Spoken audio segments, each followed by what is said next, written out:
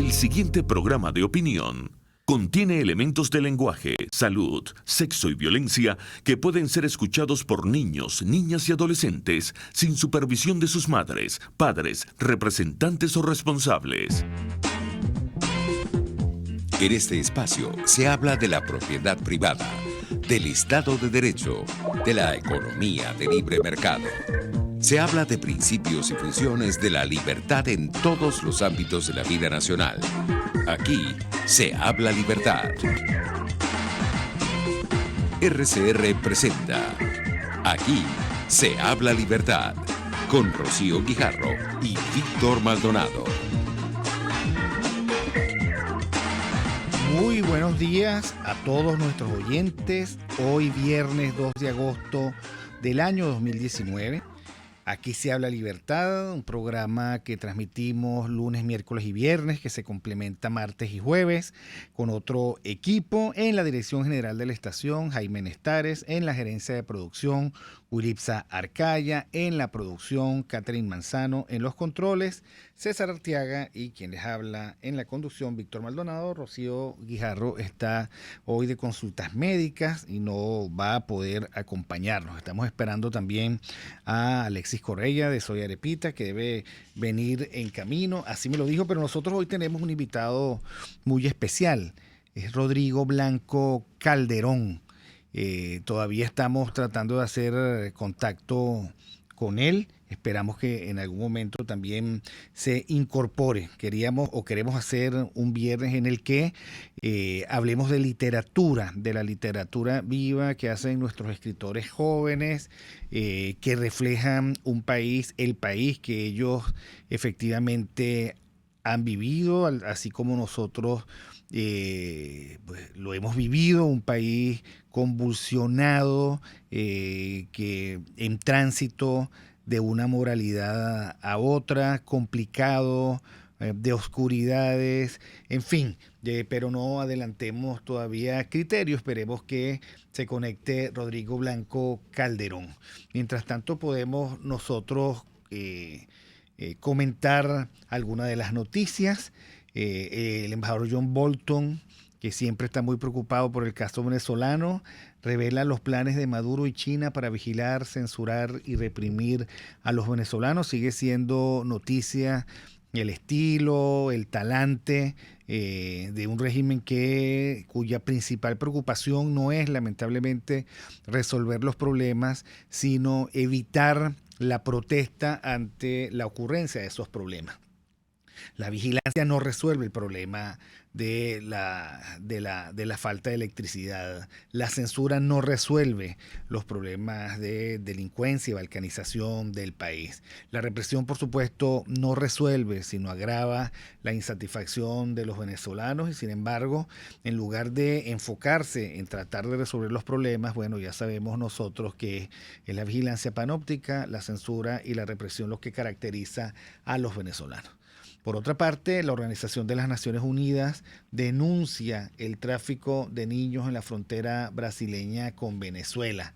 Bueno, como por si fuera poco, la circunstancia de crisis en la que estamos viviendo, estos son efectos casi que automáticos de un exilio forzado, una desbandada de los venezolanos hacia otras partes del mundo para tratar de resolver precisamente lo que aquí no se quiere resolver, para también salir de la violencia y la represión. Lo cierto es que la Organización Internacional de Migraciones, OIM, reportó la presencia de presuntos traficantes de personas en el estado de Roraima, en la frontera con Venezuela, donde la Policía Federal investiga el tema. Así lo reseña el portal infobae.com. La coordinadora de proyectos de la Organización Internacional de Migraciones dijo que la oficina de la entidad en Roraima recibió varios relatos sobre mujeres extorsionadas para entregar a sus hijos pequeños. Lo cierto es que más de 30.000 venezolanos están radicados en Boavista, la capital del estado de Roraima, gran parte de los cuales viven en albergues, predios abandonados y algunos en condiciones de calle. Sí, efectivamente, la migración, lo que se ha planteado, la corriente humana que sale por Brasil, una parte atraviesa Brasil y se va hacia Argentina y el resto de los países del sur, otra parte queda en el norte de Brasil en condiciones que ya no pueden ser bien manejadas por el Estado de Roraima, con el apoyo, por supuesto, del gobierno del presidente Bolsonaro. Es masiva la migración. Y bueno, en situación de calle, por supuesto, es lo mismo que hablar de situación de peligro de los venezolanos. Una noticia más que lamentable, que tiene una causa raíz. La causa raíz es la que nosotros conocemos, el que es, digamos, un régimen que efectivamente reprime, violenta y abandona las labores típicas de un gobierno republicano y que lamentablemente obliga a los venezolanos a buscar esquemas de sobrevivencia. También se refiere, pacientes con Parkinson sufren ante escasez en Lara. Bueno, la escasez de medicinas es nacional, hay fundamentalmente químicos que ya no se consiguen. Él forma parte además de un talante de violencia e inhumanidad que caracteriza este momento del país, gente que podría tener mejor calidad de vida, pues en ausencia de fármacos no logran conseguirlo. Dicen otra noticia, las secuelas del hambre en Venezuela seguirán viéndose en el año 2040, que es más o menos dentro de 21 años. Entre 2007 y 2012 se plantea aquí, a ver que perdí la conexión, entre el 2007 y el 2012 Venezuela mantuvo en menos de 5% la cantidad de personas subalimentadas. Pero con la llegada de Nicolás Maduro al poder, el hambre en el país comenzó a crecer exponencialmente y en solo 6 años se cuadruplicó, o sea, 5 por 4, 20%. Según el último informe de la FAO sobre el estado de la seguridad alimentaria en el mundo, al menos 6,8 millones de venezolanos pasaban hambre en el año 2018. Esto representa el 21% de la población. Bueno, precisamente por eso, cuando la gente está expuesta al hambre, trata de buscar por todos los medios una alternativa. Muchos de esos venezolanos han intentado salir del país y bueno, con las secuelas que nosotros hemos venido comentando. El presidente Donald Trump afirmó ayer una afirmación muy genérica, pero que fue recogida por todos los medios internacionales. Piensa seriamente en mantener a Venezuela en cuarentena. Dijo que puede ordenar un bloqueo de Venezuela. La verdad es que la respuesta fue muy corta, la pregunta fue muy genérica. Hay que felicitar a la gente de La Patilla porque tiene muchas propagandas. Entonces, digamos que cuando uno está tratando de leer una noticia, cae una propaganda inmediatamente. La pregunta fue, el presidente Donald Trump dijo que puede ordenar un bloqueo a Venezuela, de donde Estados Unidos ha tratado de poner a Nicolás Maduro, según reseñó el portal de Bloomberg. Sí lo estoy, dijo Trump a los periodistas el jueves después de que se le preguntó si estaba considerando un bloqueo o cuarentena. No dio más detalles en breves comentarios cuando salió de la Casa Blanca para un mitin de campaña en Cincinnati. Bueno, digamos que eso forma parte de la célebre afirmación de que todas las opciones están sobre la mesa. Bienvenido Alexis Correia de Soy Arepita, que nos corresponde a nosotros como los días viernes. Estamos tratando de hacer contacto, Alexis, con el escritor Rodrigo Blanco Calderón. Bueno, ya se incorporó también Rodrigo Blanco Calderón. Estaba esperando, Rodrigo, que tú llegaras para tomar contacto. Bueno, vamos a darle la bienvenida. Rodrigo Blanco Calderón, bienvenido aquí con nosotros. Aquí se habla Libertada. Hola, Víctor, muchísimas gracias por la invitación y disculpa el ligero retraso, estaba resolviendo asuntos técnicos. No te preocupes. Bueno, para nuestros oyentes, Rodrigo Blanco Calderón es un escritor venezolano. Nació en Caracas en 1981. Estudió letras en la Universidad Central de Venezuela y completó su doctorado en literatura y lingüística en la Universidad París 13. Escribe cuentos, ha publicado varias colecciones de historias y digamos que su primera novela se llamó The Night y ha sido muy reconocida, muy premiada. Yo reconozco haberla leído hace unos cuantos años. Después me di cuenta que no podían ser tantos porque no es una novela, tan vieja, ya hablaremos de ella. Y yo le decía ayer a Rodrigo Blanco Calderón, alucinante. Uno empieza a leer la novela y entonces empieza a caer en cuenta que está escrita casi que en tiempo presente, en una Caracas que nosotros reconocemos, aunque nosotros no estemos contentos, y en un sistema de relaciones en el que nos vemos reflejados, aunque por supuesto nosotros no queramos ser así. ¿Cómo te sientes al haber escrito esa novela y cuáles han sido los después de ese esfuerzo literario?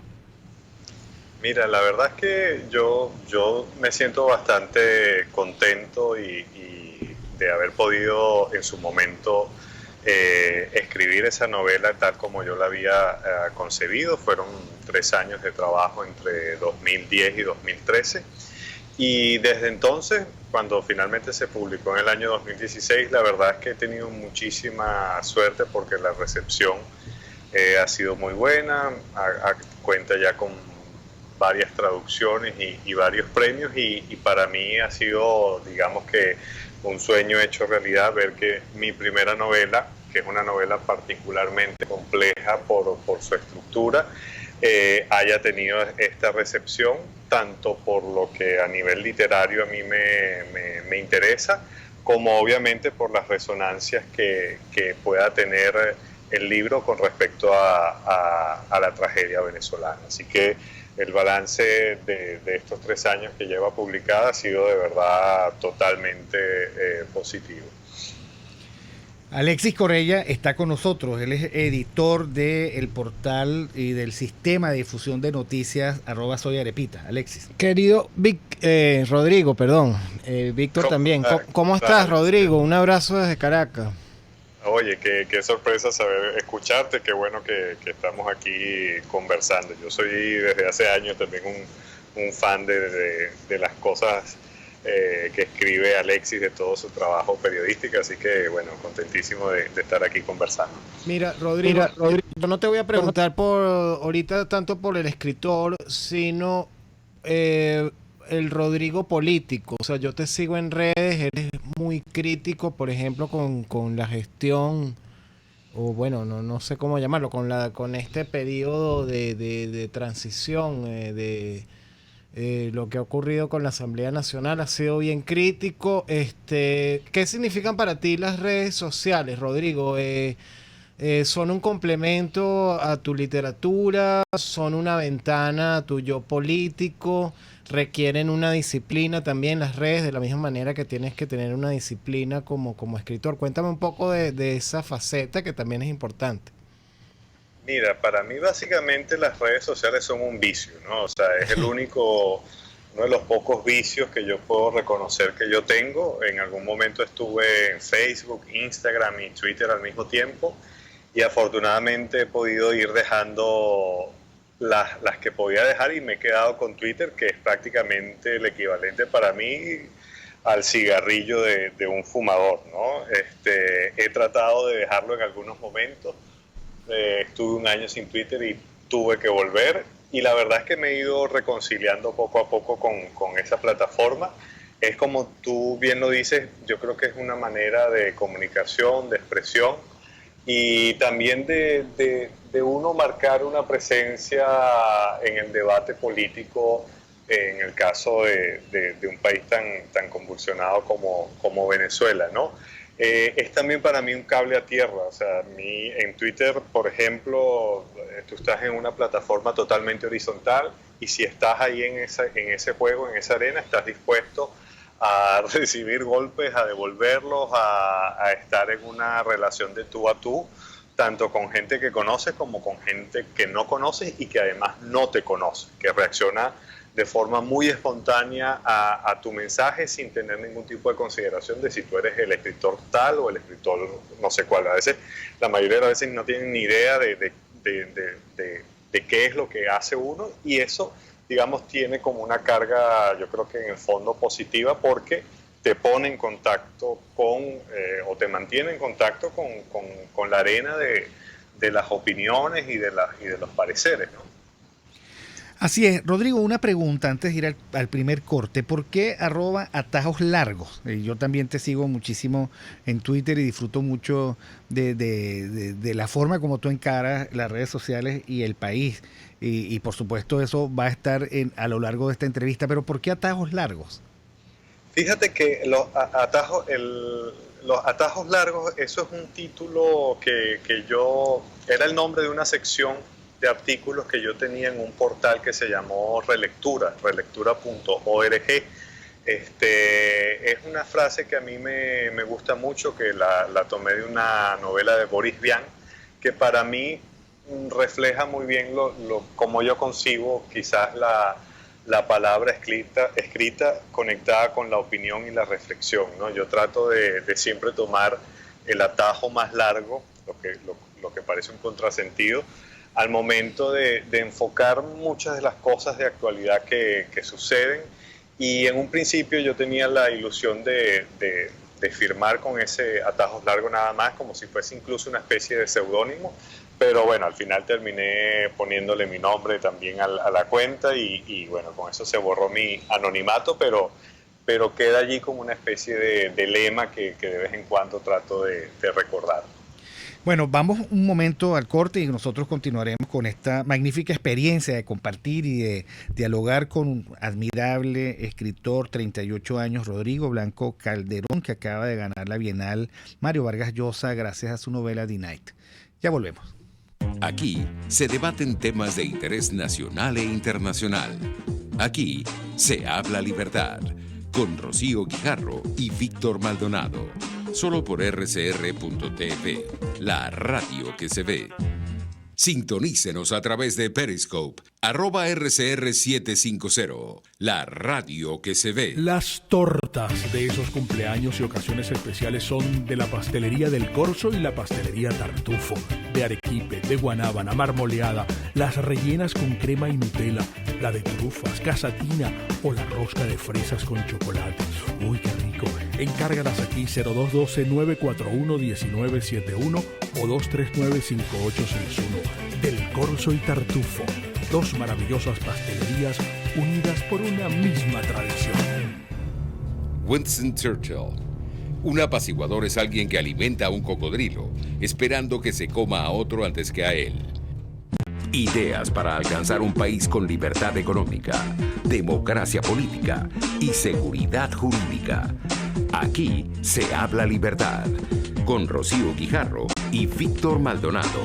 Solo por rcr.tv, la radio que se ve.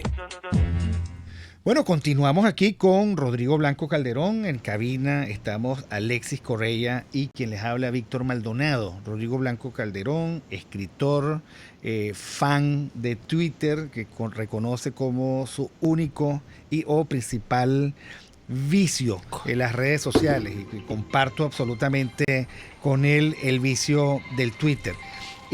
Uno revisando, digamos, el análisis y lo que digamos, la crítica en positivo que le han hecho a tu novela The Night, encontré una que me gustó muchísimo. Vamos a reconocer la autoría, es de RJ Guerra y está en un portal que se llama Steemit, y el cierre muy lindo, ¿no? Dice: The Night, novela que por supuesto recomiendo, nos mantiene siempre al borde de una revelación, un develamiento que sospechamos, el de los reflejos, duplicaciones y reenvíos entre sus distintas partes.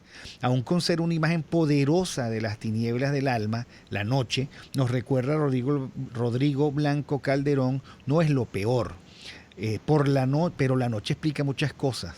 Lo que causa verdadero terror es que ahora millones de personas sigan acudiendo al mismo llamado de muerte y a plena luz del día. Asesinatos, estrellas de rock, torturas, obsesiones literarias, racionamientos eléctricos, paranoias ciudadanas, todo funciona en esta obra como metáfora de la Venezuela actual, sometida a la oscuridad de una noche que es tanto metafísica como política, espiritual y social. Y la pregunta es, y siempre me ha impresionado, porque bueno, yo soy, por supuesto, muchísimo más viejo, tengo 57 años, y siempre me ha impresionado y dolido la forma como nuestras jóvenes generaciones narran el país, porque es una narración muy dolida, tal vez muy fatalista. ¿Tú crees que eso es así, Rodrigo? Bueno, yo creo que lo que se ha escrito en narrativa venezolana en los últimos 20 años, para circunscribirlo a esta época, obligatoriamente pasa por una conciencia de la tragedia y de la pérdida, ¿no? Fíjate que, me parece inevitable, y fíjate que, por ejemplo, el título de un libro de Violeta Rojo sobre la literatura venezolana contemporánea se titula precisamente así, Las heridas en la literatura venezolana. Es decir, parece como inseparable, ¿no? La relación entre la visión de país que se construye en estas obras con paisajes ominosos, personajes atormentados, acciones profundamente dramáticas, ¿no? No sé, tocará ver a futuro si esa especie de escogencia fue o no la correcta, pero me parece inevitable. O sea, para mí, por lo menos en el momento, o desde que yo empezaba a publicar, yo sentía que por más que yo le metiera como dosis de fantasía, de evasión, la ciudad de Caracas como una ciudad altamente violenta y conflictiva, que marca sus personajes, para mí era un paso, un lugar obligatorio de paso. Mira, Rodrigo, hoy estamos en el Día de Gallegos, día natalicio, 135 años. Tú hace años te ensalzaste en una polémica con un escritor que decía que no había leído a Gallegos. Bueno, no es de eso lo que quería hablar, sino de un poco, bueno, esa figura. Gallegos es un poco representa también, aparte de su obra literaria, esa circunstancia del hombre de letras que se acerca a la política y no le fue tan bien, ¿no? Lo derrocan después de unos pocos meses. ¿Está condenado de algún modo el hombre de letras a fracasar en la política? ¿Lo ves así o no necesariamente? Yo creo que sí, y afortunadamente es así, porque, bueno, yo creo que el caso de Rómulo Gallegos es bastante... es paradigmático en este sentido. O sea, Gallegos demuestra con su propia historia que la figura del escritor nacional se divorcia de la figura del presidente o la figura del poder. Y en ese sentido creo que es al final siempre una ganancia para la literatura. Siempre digo, por ejemplo, que lo mejor que le pudo pasar a Vargas Llosa y a sus lectores fue que Vargas Llosa perdiera las elecciones presidenciales en Perú en 1990, ¿no? Probablemente no fue lo mejor para el Perú porque implicó la llegada de Fujimori al poder, pero para la literatura fue, y para el propio Vargas Llosa creo que fue lo mejor. Es decir, son categorías que todo el siglo XX se encargó de ir separando, ¿no? Y creo que es una ganancia para los lectores y que debe ser así, ¿no? Ahora, es increíble, yo estoy viendo cómo comienza tu novela, ¿no? Y comienza con Apagones, y tú nos hacías referencia a que empezaste y terminaste la novela más o menos en el año 2013, y después la novela salió en el año 2016, allí ese año probablemente fue cuando la leí. Ahora, me sorprende cómo los venezolanos hemos venido aguantando y soportando una crisis que lleva tantos años. Tú comienzas la novela diciendo así: al principio fue un largo, inesperado apagón de 5 horas. Caracas parecía un hormiguero destapado. Más allá de las citas canceladas, los cheques sin cobrar, la comida descompuesta y el colapso del metro, Miguel Ardiles recuerda ese día con una ternura casi paternal. La ciudad sintió el estupor de ser cueva y laberinto. Háblanos de por qué comenzaste de entre tantas cosas con el apagón y cómo construiste ese personaje, Miguel Ardiles. Fíjate que yo, digamos que si la novela tiene alguna especie de acierto, es haber como detectado en la crisis energética, en ese primer gran apagón de comienzos del año, de finales de 2009, comienzos de 2010, como una especie de punto de no retorno en el deterioro del país en el contexto del chavismo. Yo recuerdo mi impresión en ese momento y que se confirmó en los meses siguientes de que literalmente Venezuela había entrado en una zona de sombra que nos iba a marcar no solo en ese momento, sino en los años por venir. Fue el momento en que se declaró la crisis energética, en que el espacio público se empezó a oscurecer y a deteriorar, en que la gente se empezó a recluir aún más en sus casas a partir de cierta hora, y creo que es un momento en que la convivencia y la sociedad venezolana terminó de fracturarse, ¿no? Eso en cuanto al contexto, y por eso es una situación que se ha demostrado que persiste en estos años. Y Miguel Ardiles es un personaje que aparece desde mi primer libro de cuentos, Una larga fila de hombres, publicado en el año 2005. Es un psiquiatra forense con algunas inclinaciones literarias, una especie de escritor fracasado, que es un tipo de personaje que a mí me gusta mucho, y que, bueno, en cuanto al oficio, la inspiración es casi que inseparable de mi vida familiar, porque mi madre, Minerva Calderón, ella ejerció durante muchísimos años como psiquiatra forense. Muchas de las historias que a veces yo cuento están basadas en anécdotas de casos que ella veía en su trabajo diurno, y que a veces nos contaba, ¿no? Un poco desahogándose de todas las cosas que veía. Yo le voy a pedir a Rodrigo Blanco que continúe con nosotros en línea. Nosotros vamos un momento al corte de las 11:30 y ya regresamos. Aquí se debaten temas de interés nacional e internacional. Aquí se habla libertad, con Rocío Guijarro y Víctor Maldonado. Solo por rcr.tv, la radio que se ve. Puedes seguirnos en nuestras redes sociales. En Twitter, @RCR750, la radio que se ve. Informe RCR presenta titulares. El diputado y miembro de la fracción 16 de Julio, Viaggio Pilieri, criticó hoy que sectores de la oposición se sienten a dialogar con el chavismo por considerar que él mismo no ayuda al cese de la usurpación. Cipriana Ramos, expresidenta de Consecomercio, destacó que este sector está contra la pared ante el incremento que está registrando en los últimos días el precio del dólar. Yo he venido averiguando con el incremento que hubo para los capitales mínimos, no se ha registrado ninguna empresa. O sea, ellos lo saben. Porque aun cuando tú pudieras decir, ¿verdad?, que lo que están indicando por el entorno económico que tenemos no es nada, es difícil que una persona que va a iniciar una empresa tenga 400 millones de bolívares de capital. En internacionales, Estados Unidos y China evidenciaron hoy en Batgó su amplia discrepancia comerciales. Y en los deportes, en la Fórmula 1, el quíntuple campeón del mundo, el inglés Lewis Hamilton, fue el mejor este viernes en el primer entrenamiento libre para el Gran Premio de Hungría. 11:30 minutos, le narró Jackson Vargas. Les invitamos a que continúen escuchando. Aquí se habla libertad.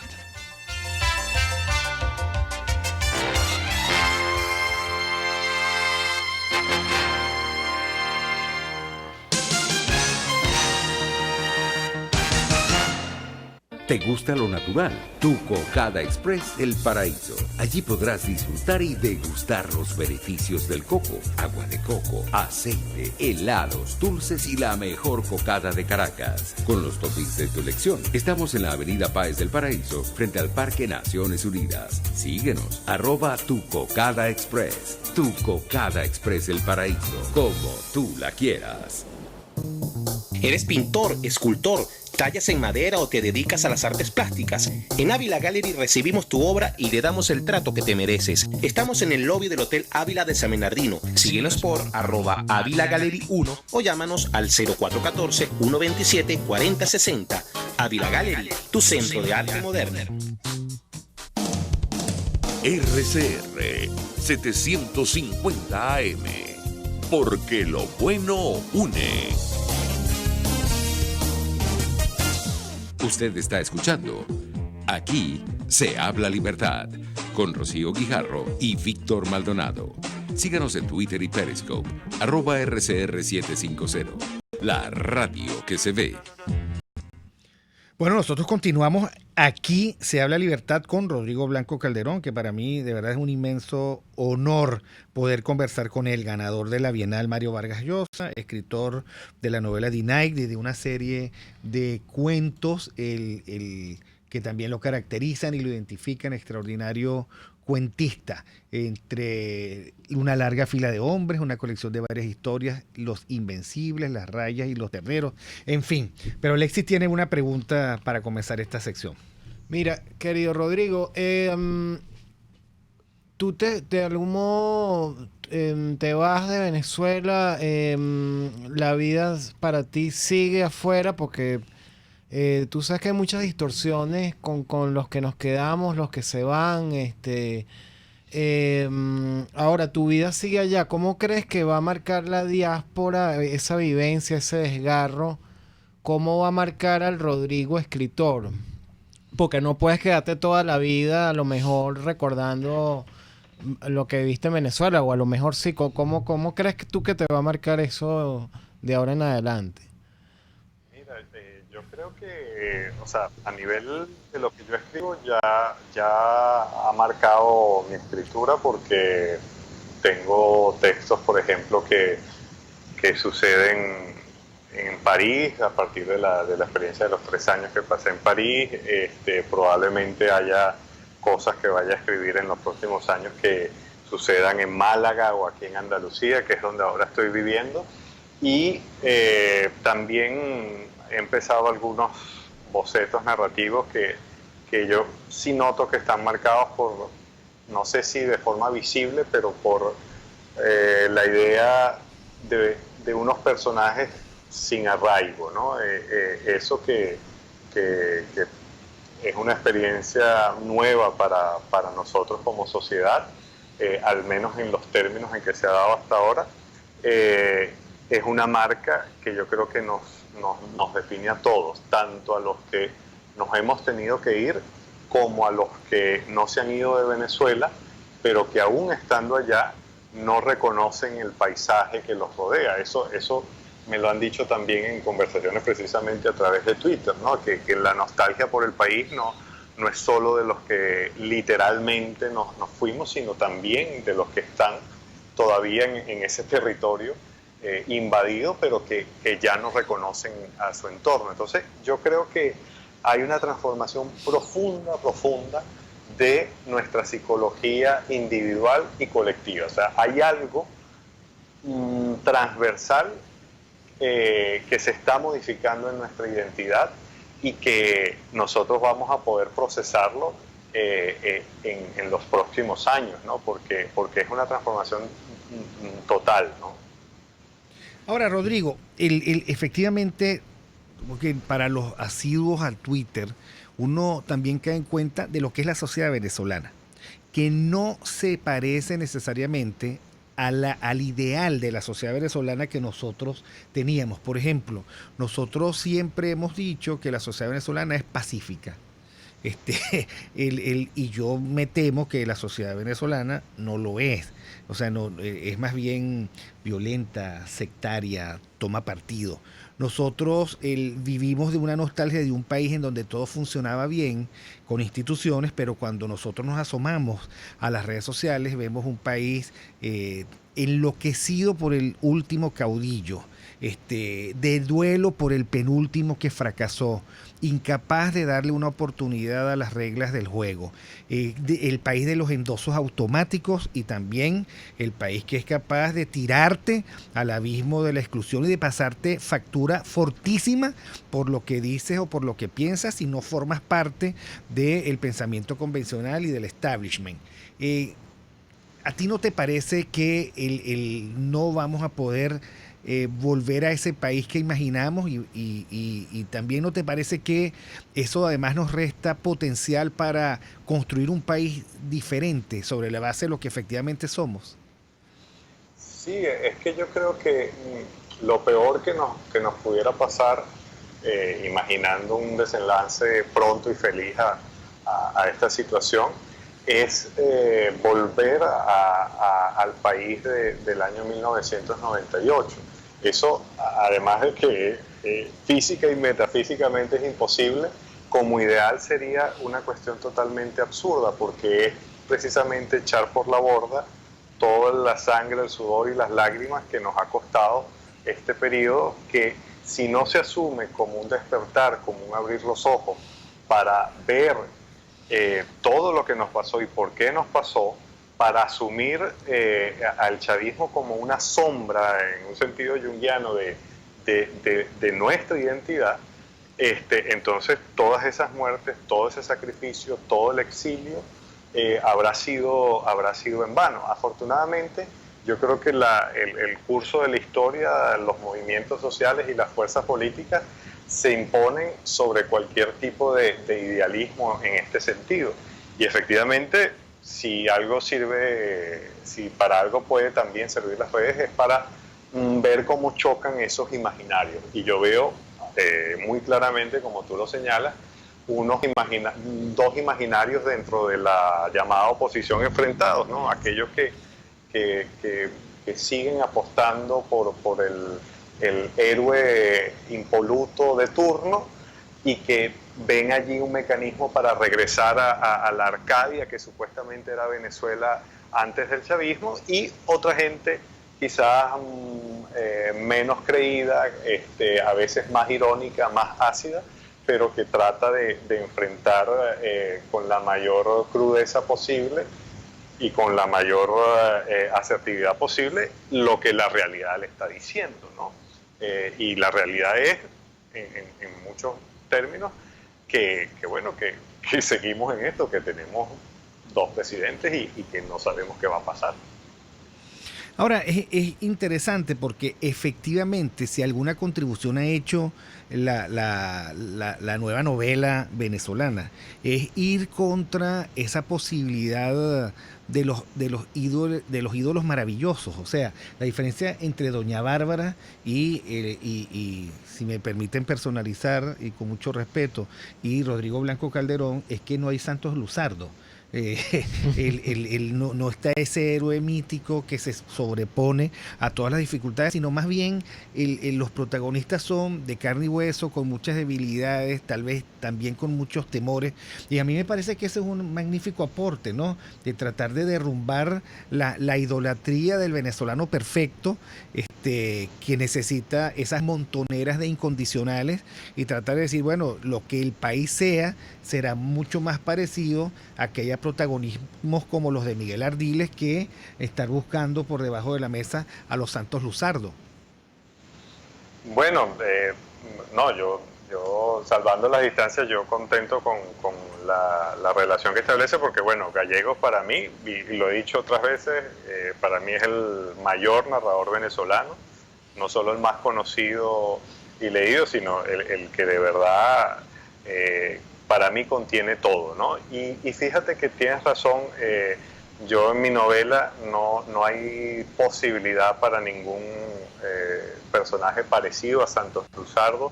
Digamos que el único punto luminoso que hay allí está expresado en la figura de un Darío Lanzini, como una especie de poeta y de figura de vanguardia que más bien se salva por mantenerse un poco a salvo de la sociedad del entorno.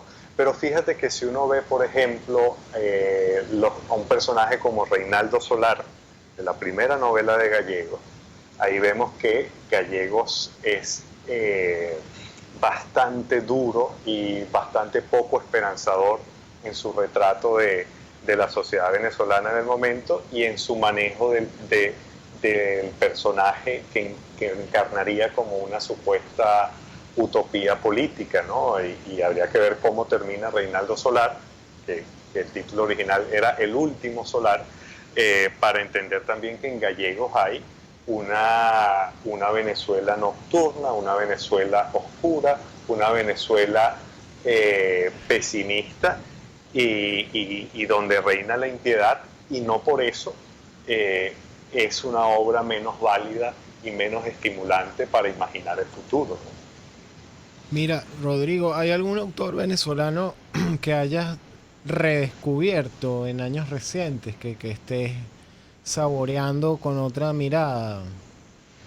Mira, fíjate que ahorita acaba de salir en Editorial Pretextos una edición, creo que es la primera edición completa de la poesía de Guillermo Sucre, un trabajo de compilación de Antonio López Ortega, y yo a Guillermo Sucre siempre lo había leído de forma fragmentaria y lo estoy leyendo ahorita por primera vez como con una continuidad y una atención que no había podido antes, y estoy absolutamente fascinado porque la poesía de Guillermo Sucre, que tienen en la imagen del sol, de lo solar, del verano como temperatura y clima ambiente, uno de sus temas principales, uno ve allí también una especie de visión de nuestro país que es bastante conflictiva y que yo no había percibido, al menos en nuestra poesía, donde normalmente la poesía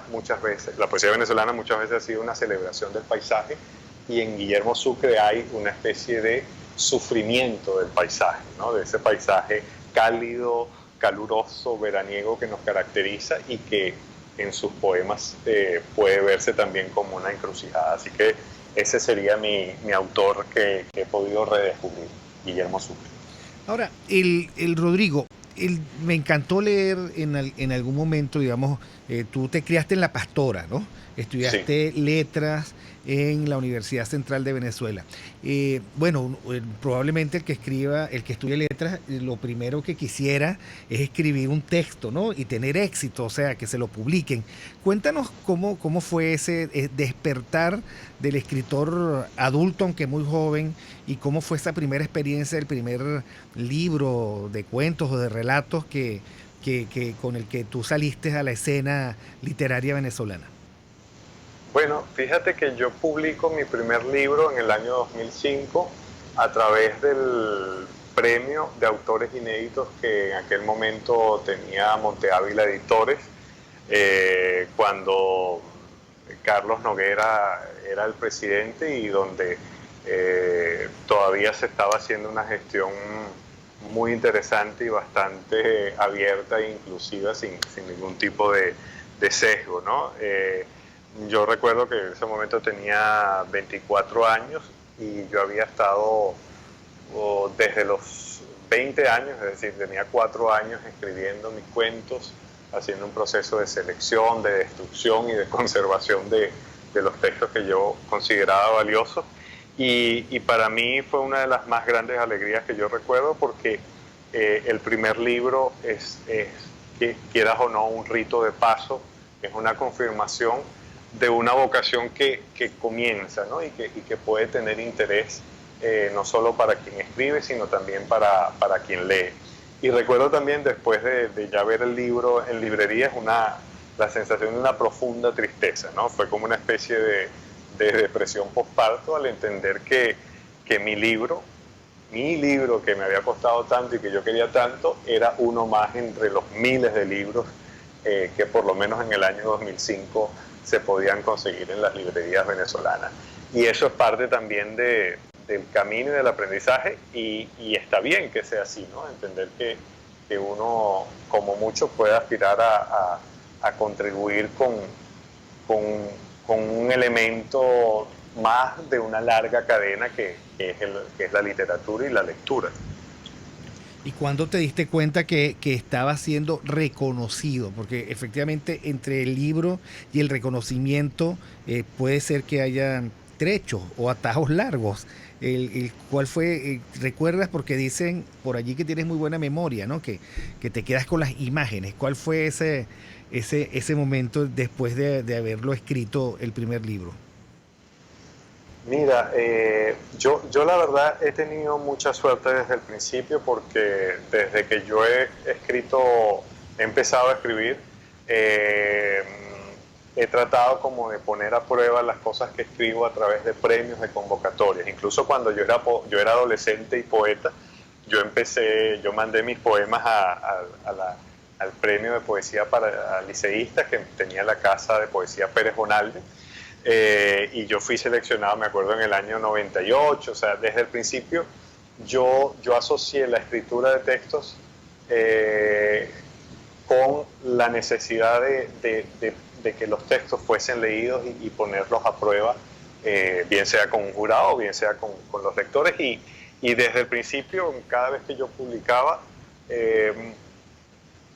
estaba en contacto con alguna forma de reconocimiento del sistema literario, y quieras o no, esas cosas, aunque te pueden extraviar, también son como palmadas en la espalda que te dicen, bueno, para determinados lectores lo que estás haciendo tiene sentido. Pasó con el Premio Monte Ávila, al año siguiente fue con el concurso de cuentos del Nacional, que fue una gran alegría, y bueno, afortunadamente ha seguido siendo así. Pero creo que la clave mía también ha sido darme tiempo para escribir mis libros, ¿no? Que la escritura no dependa de los premios, sino que sea una especie de suerte que caiga después, ¿no? Es algo posterior a la escritura y no algo que la determine. Vamos un momento al corte, Rodrigo, y regresamos ya para cerrar el programa con tus últimas intervenciones. Ya venimos. Aquí se debaten temas de interés nacional e internacional. Aquí se habla libertad, con Rocío Guijarro y Víctor Maldonado. Solo por rcr.tv, la radio que se ve. Puedes seguir nuestra programación a través de rcr.tv, la radio que se ve. Para tus celebraciones privadas, familiares, laborales o de graduación, te recomiendo el restaurante Lon Low. Acércate y pide tu presupuesto y ponle música, decoración, pasapalos, comida y más a tu celebración. Acércate y coordina para que tu celebración sea inolvidable y degustes exquisitos platos nacionales e internacionales. Avenida Teresa de la Parra en Santa Mónica, calle Rufino Blanco Fombona, a la derecha después del centro comercial. Bar restaurante Lon Low, poquito, pero sabroso. En RCR somos vanguardia. Toda la programación de tu RCR también la puedes seguir a través de la internet. Audio y video en tiempo real. Noticias y mucho más. No te pierdas ni un segundo de nuestra programación. No hay excusa ni cadena que valga para que dejes de escucharnos. Ingresa a rcr.tv, la radio que se ve. Ideas para alcanzar un país con libertad económica, democracia política y seguridad jurídica. Aquí se habla libertad, con Rocío Guijarro y Víctor Maldonado. Solo por rcr.tv, la radio que se ve. Bueno, continuamos ya para el cierre con Rodrigo Blanco Calderón, un privilegio, escritor, ganador de la Bienal Mario Vargas Llosa. Alexis. Rodrigo, de verdad este programa es para grabarlo. Cruz Diez, que se fue el domingo pasado, decía que no solo vive en arte el artista, que también puede vivir en arte el que va al teatro, el que va al cine, el que va el que ve obras de arte en la calle o en un museo. Él decía, viven en arte porque disfrutan y aman el arte, son los receptores del discurso que el artista lanza a la sociedad.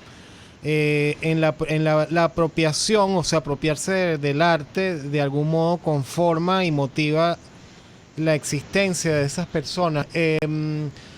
¿Tú crees, Rodrigo, definitivamente se puede ser artista también de algún modo leyendo? Bueno, yo creo que la lectura es como la herramienta principal para poder ser un escritor, ¿no? Y entendiendo al escritor como un artista.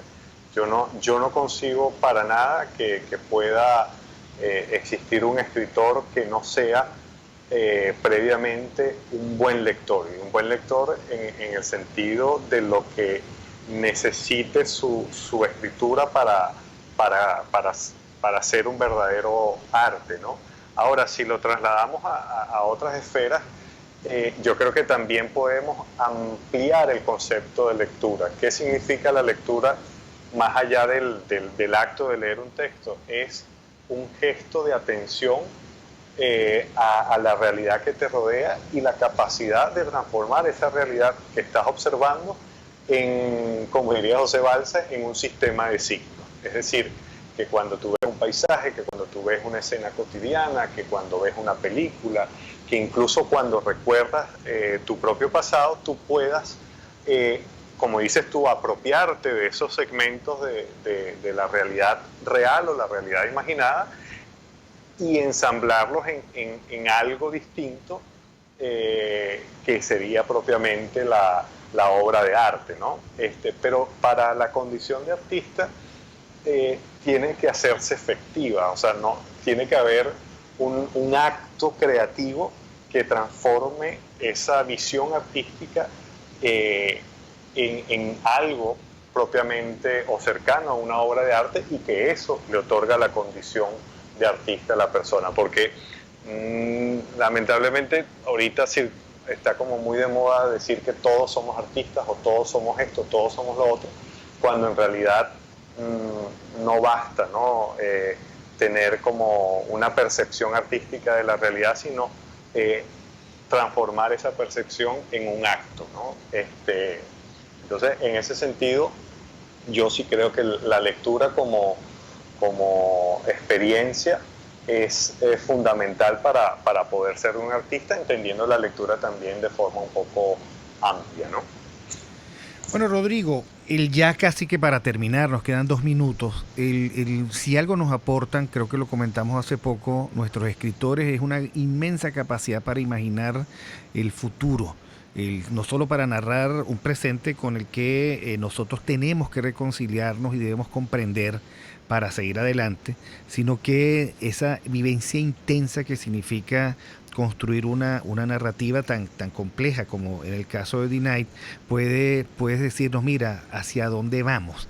Y con esa pregunta, con esa respuesta quisiera cerrar la entrevista. ¿Hacia dónde vamos según la gran capacidad de imaginación de un escritor como Rodrigo Blanco Calderón? Bueno, la verdad que en este caso no creo que juegue mucho a nuestro favor mi capacidad de imaginación como una especie de prospección de hacia dónde vamos, porque en mi imaginación siempre o casi siempre tiende a escenarios apocalípticos, ¿no? Entonces, en mi literatura yo doy rienda suelta a los peores escenarios, quizás por un deseo o un temor de unas ganas de conjurar precisamente esas posibilidades.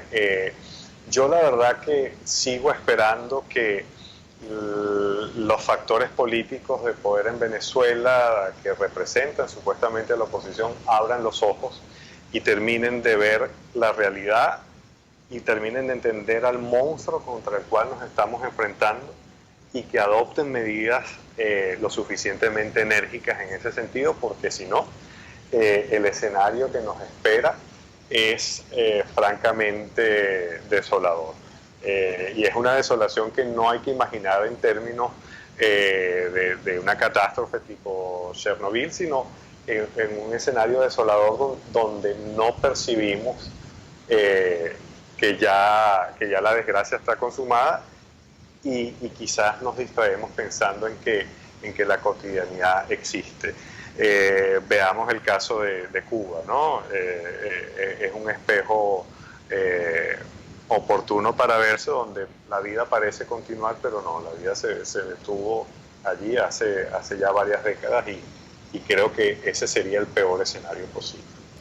Bueno, muchísimas gracias, Rodrigo Blanco Calderón, en Twitter, @atajoslargos, por la oportunidad de habernos conseguido esta entrevista. Un escritor maravilloso, vale la pena leerlo y seguirle la pista, ganador de la Bienal Mario Vargas Llosa. Gracias, Orlando, y espero que podamos repetir esta entrevista en alguna otra oportunidad. No, gracias a ti, Víctor, por la oportunidad de conversar largo y tendido. Esto siempre es un placer. Y también gracias a ti, Alexis, por participar. Bueno, con esto terminamos nuestro programa del día de hoy, viernes 2 de agosto de 2019. Yo sí creo, Alexis, que es un programa de colección. En la dirección general de la estación, gracias a Jaime Nestares por la oportunidad de hacer este tipo de cosas. En la gerencia de producción, Willy Sarcaya. En la producción, Catherine Manzano. En los controles, César Arteaga. Y quienes estuvimos con ustedes, Víctor Maldonado y Alexis Correa de @soyarepita. Gracias a todos. RCR presentó Aquí se habla libertad, con Rocío Guijarro y Víctor Maldonado, solo por RCR 750 AM y rcr.tv, en Twitter y Periscope, @RCR750, la radio